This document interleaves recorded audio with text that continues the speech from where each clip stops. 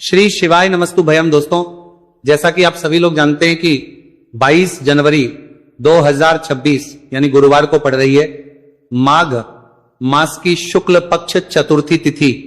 और दोस्तों, यह वह तिथि है जो माघ मास में पड़ने वाली सबसे बड़ी तिथि है, क्योंकि यह गुरुवार के दिन पड़ रही है और इसका बहुत ही बड़ा और विशेष महत्व होता है।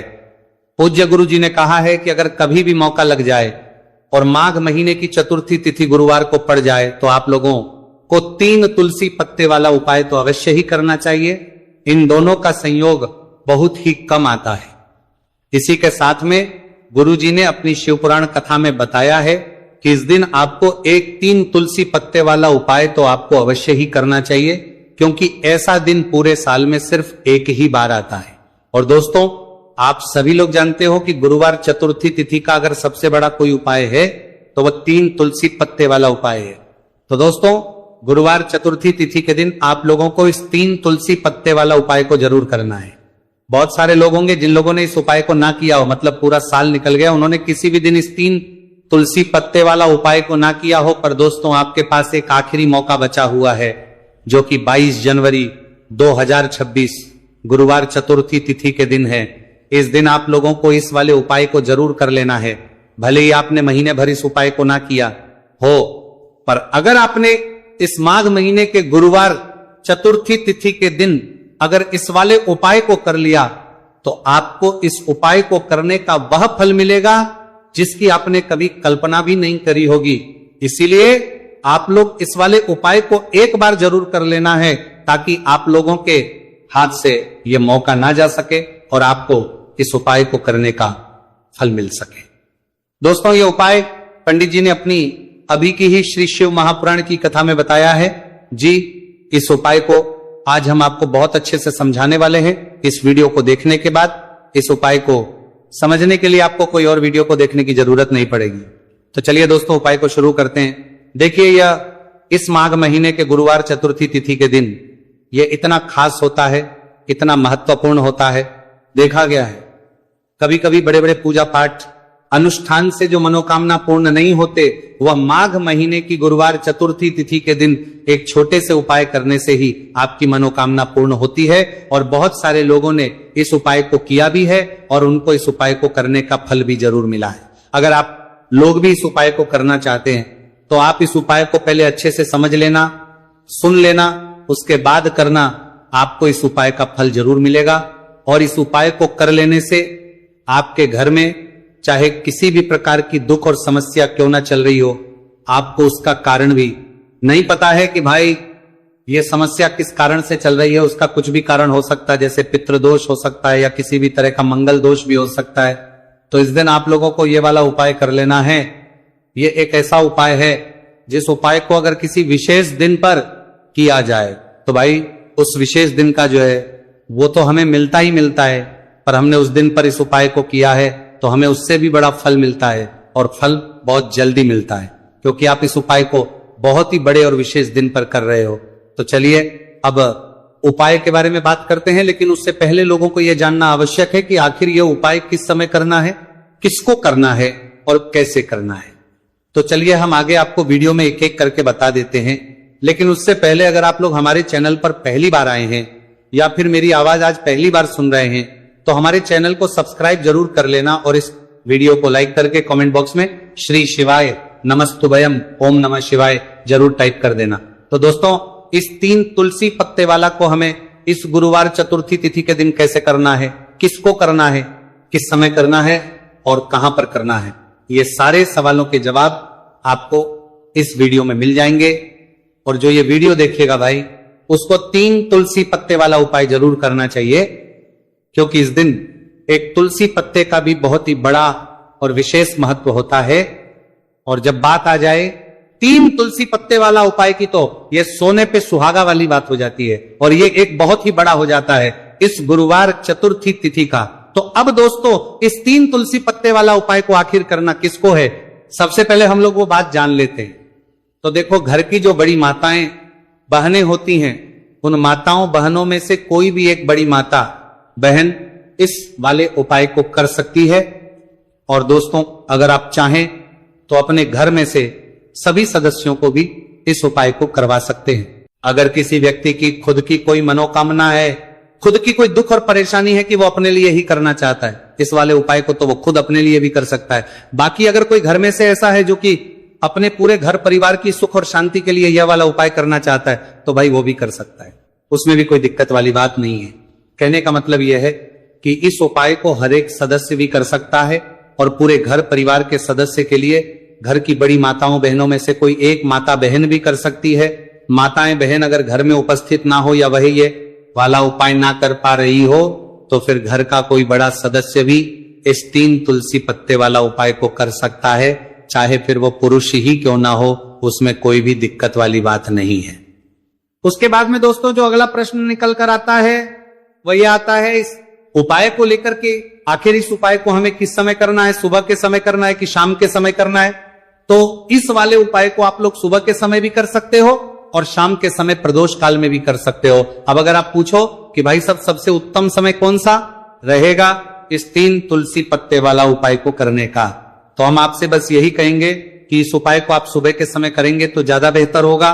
बाकी अगर प्रदोष काल शाम के समय भी करेंगे तो भी अच्छा होगा, उसमें कोई भी दिक्कत वाली बात नहीं है। तो अब दोस्तों जो अगली सबसे बड़ी और पूर्ण बात आती है वो ये आती है कि सुबह अगर हम उपाय को करेंगे तो हमें कितने बजे से लेकर कितने बजे तक के बीच में करना है, और शाम के समय प्रदोष काल में करेंगे तो हमें कितने बजे से लेकर कितने बजे के बीच में करना है। तो देखो सुबह जितनी जल्दी हो सके आप उपाय को करने की कोशिश करना। बाकी अगर किसी कारणवश लेट भी हो जाओ, थोड़ी देर भी हो जाए, तो 10 या 11 बजे तक भी आप उपाय कर लेना, पर 12 बजे से ज्यादा देरी ना हो, ठीक है, बात का ध्यान रखना। उसके बाद में दोस्तों अगर शाम के समय प्रदोष काल की बात करें, प्रदोष काल का जो समय है होता है वो शाम के 6 बजे से शुरू हो जाता है। मतलब शाम के 6 बजे से लेकर 7 बजे के बीच का जो समय होता है, यह समय प्रदोष काल का समय होता है। तो आप इस उपाय को 7 या 8 बजे के बीच में भी कर सकते हो।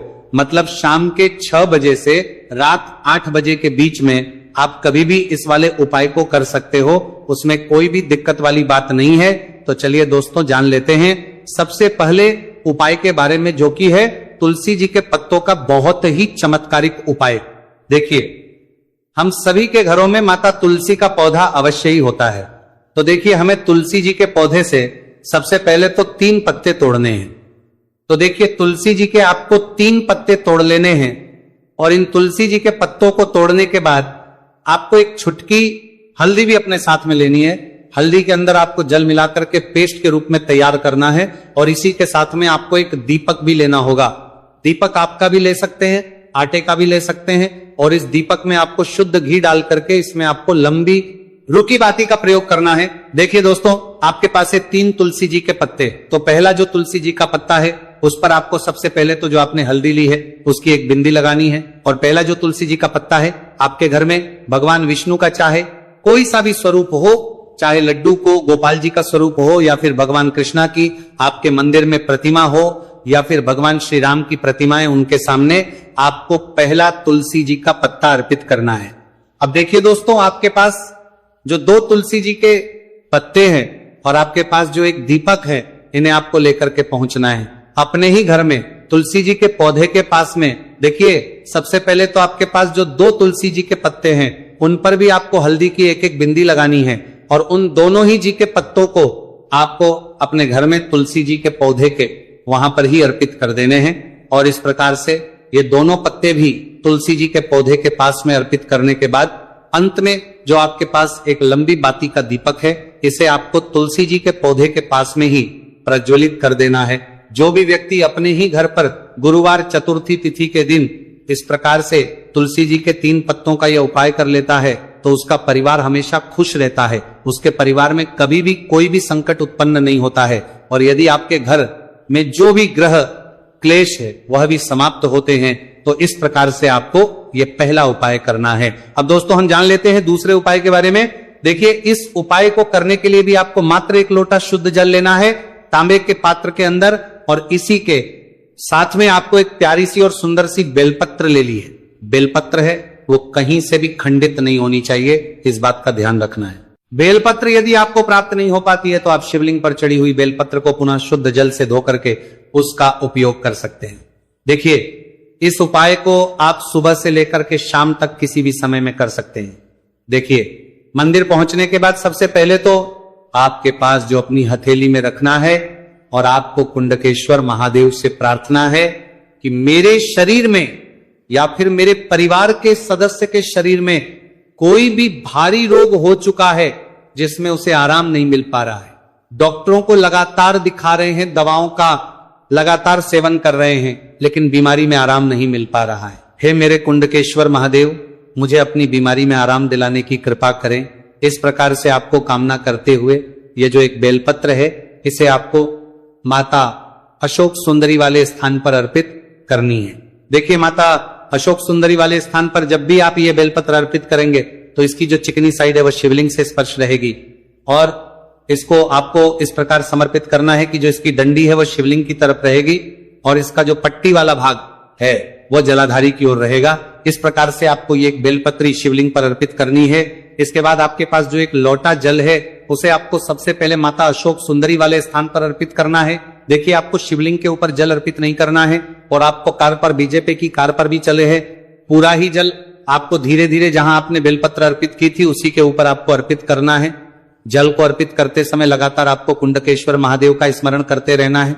देखिए, जैसे ये जल जलाधारी से होकर के बह करके आएगा तो इसे आपको थोड़ा सा किसी भी खाली पात्र में झेले है, और इस जल को आपको महादेव से यानी कि कुंकेश्वर महादेव से औषधि स्वर प्राप्त कर लेना है और इसे आपको अपने घर लेकर के आ जाना है। अब देखिए, इस जल का आपको आचमन करना है, या तो आप बीमार है तो आपको इस जल का आचमन करना है, या फिर घर का कोई भी सदस्य बीमार है तो उसे आपको कुंडकेश्वर महादेव का स्मरण करवाते हुए इस जल का आचमन करवा देना है। पूज्य गुरुजी ने बताया है कि जो भी व्यक्ति इस उपाय को 5 दिन 60 दिन इस प्रकार से कर लेता है तो उसकी जो बड़ी से बड़ी बीमारी है वह समाप्त होती है। देखिए, अब हम जान लेते हैं तीसरे उपाय के बारे में। देखिए, ये जो उपाय है विशेषकर उन लोगों को करना चाहिए जो बहुत ही अधिक बीमार पड़ते हैं, यानी कि आपके घर में जितनी भी कमाई होती है वह सभी बीमारी में खर्च हो जाते हैं, या फिर आपके घर में ऐसा कोई भी व्यक्ति है जो बहुत अधिक गुस्सा करता है, जिससे बहुत ही अधिक क्लेश आता है, तो उसके लिए भी आप ये उपाय कर सकते हैं। तो देखिए, इस उपाय को करने के लिए आपको गिन करके गुड़ के 60 टुकड़े लेने हैं। गुड़ के आपको 60 टुकड़े लेने हैं। देखिए, आपके घर में जो व्यक्ति बहुत अधिक बीमार रहता है या फिर कोई व्यक्ति बहुत अधिक गुस्सा करता है, तो आपको ये जो 7 गुड़ के टुकड़े हैं अपने सीधे हाथ में रखना है, और उस व्यक्ति के ऊपर से आपको घड़ी की दिशा में 7 बार सर से लेकर के पैर तक उतार लेने हैं, यानी कि उस व्यक्ति के सर से लेकर के पेड़ तक आपको इन गुड़ के टुकड़ों को 7 बार घड़ी की दिशा में घुमा लेना है। अब देखिए, इन गुड़ के टुकड़ों को बार घुमाने के बाद आपको लेकर के सीधे पहुंचना है भगवान शिव के मंदिर में। आपके घर में यदि शिवलिंग है तो वहां पर भी आप इस उपाय को कर सकते हैं, या फिर मंदिर में भी इस उपाय को कर सकते हैं। अब देखिए, आपके हाथ में जो 7 गुड़ के टुकड़े थे जिन्हें आप मंदिर लेकर के आए थे, उन्हें आपको शिवलिंग के ऊपर रखना नहीं है, केवल शिवलिंग के ऊपर आपको 7 बार घुमाना है। और जब भी आप ये गुड़ के टुकड़े घुमाएंगे तब आप कल्याण शाबर महादेव का बहुत ही सुंदर सा नाम लेना है। गुड़ के टुकड़ों को इस प्रकार से घुमाने के बाद आपको महादेव से प्रार्थना करनी है कि हे मेरे महादेव, कि ये जो मेरे परिवार का व्यक्ति है बहुत अधिक बीमार रहता है, बहुत अधिक गुस्सा करता है, क्रोध करता है, हमेशा चिड़चिड़ा रहता है, आप इसकी इस प्रकार की जो समस्याएं हैं उन्हें दूर करें। और इसके बाद आपको ये जो गुड़ के टुकड़े हैं 7, इन्हें अपने घर लेकर के आ जाना है, और एक एक गुड़ का टुकड़ा आपको प्रतिदिन जो व्यक्ति बीमार है या फिर जो बहुत अधिक गुस्सा करता है उसे खिला देना है। उस व्यक्ति का जो भी क्रोध है, गुस्सा है, वह हमेशा के लिए शांत हो जाएगा। इस प्रकार से आपको यह उपाय करना है।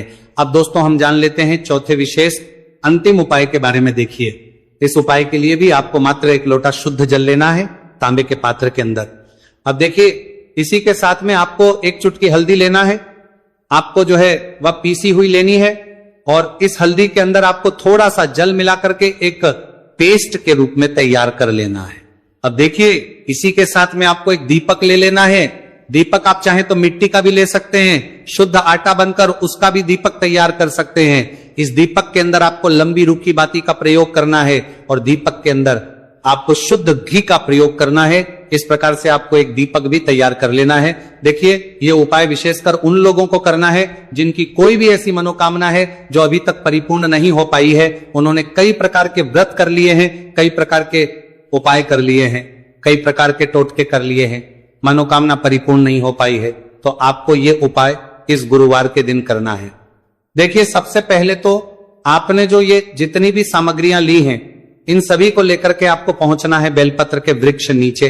देखिए, बेलपत्र के वृक्ष के नीचे जो मिट्टी होती है, सबसे पहले तो आपको वहां पर इस एक चुटकी हल्दी से स्वास्तिक का निर्माण करना है। अब देखिए, आपने जो ये हल्दी का स्वास्तिक बनाया है, इसी के ऊपर आपको जो एक दीपक है लंबी बाती का, उसे भी रख देना है। ध्यान रखिए, इस दीपक की जो बाती है उसका मुख आपको उत्तर दिशा की ओर रखना है। इस प्रकार से आपको यह दीपक भी बेलपत्र के वृक्ष के नीचे रख देना है। इस प्रकार से आपको यह दीपक बेलपत्र के वृक्ष के नीचे प्रज्वलित कर देना है। अब देखिए, अंत में जो आप एक लोटा शुद्ध जल लेकर के आए हैं, उसे आपको अपने सीधे हाथ में रखना है और आपको महादेव से, माता पार्वती से प्रार्थना करनी है। देखिए, बेलपत्र के वृक्ष के नीचे किए जाने वाला यह सबसे चमत्कारिक उपाय है। तो देखिए, आपकी किसी भी प्रकार की मनोकामना है, चाहे धन प्राप्ति को लेकर हो, व्यापार कर हो, नौकरी को लेकर हो, विवाह को लेकर हो, किसी भी प्रकार की मनोकामना है, तो उसे आपको महादेव से तथा माता पार्वती से परिपूर्ण करने की प्रार्थना करनी है। और ये जो जल है, इसे आपको अपने सीधे हाथ में लेना है और बेलपत्र के वृक्ष में आपको अर्पित कर देना है। ये जो जल है, इसे आपको 7 बार में ही बेलपत्र के वृक्ष में अपने सीधे हाथ की हथेली से अर्पित कर देना है। देखिए, गुरुजी ने बताया है कि जो भी व्यक्ति इस उपाय को इस प्रकार से गुरुवार चतुर्थी तिथि के दिन या फिर आने वाली पूर्णिमा या फिर नवमी की तिथि पर कर लेता है, तो महादेव और माता रानी की कृपा से उसकी जो भी मनोकामना है वह निश्चित ही परिपूर्ण हो जाती है। तो दोस्तों, ये थे पूज्य गुरुजी द्वारा बताए गए कुछ बहुत ही खास उपाय। अगर आपको जानकारी अच्छी लगी हो तो वीडियो लाइक करिएगा। मिलते हैं फिर एक नए वीडियो के साथ। श्री शिवाय नमस्तुभयम।